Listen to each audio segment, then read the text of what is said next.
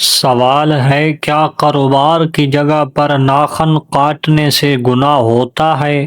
جواب: نہیں، کوئی گناہ نہیں ہوتا۔ سوال ہے، کیا جمعہ کے دن غسل کرنا ضروری ہے؟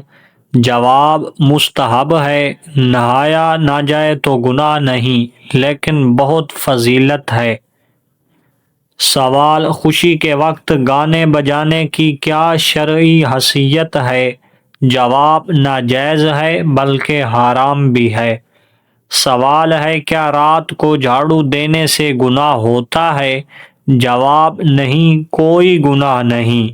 سوال ہے، کیا رات کو ناخن کاٹ سکتے ہیں؟ جواب: جی ہاں، کاٹ سکتے ہیں۔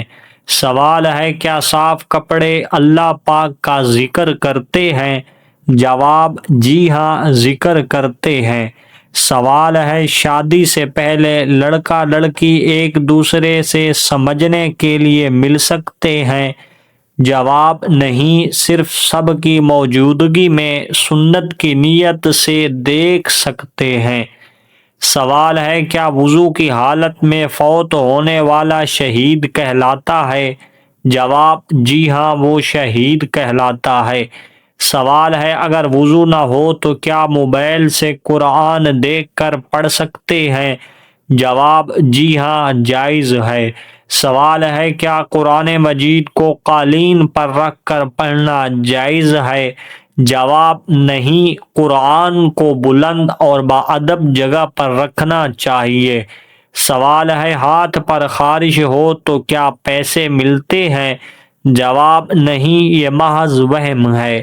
سوال ہے، کون سی چیز بری موت سے بچاتی ہے؟ جواب: صدقہ بری موت سے بچاتا ہے۔ سوال ہے، کون سا شخص جنت میں جائے گا؟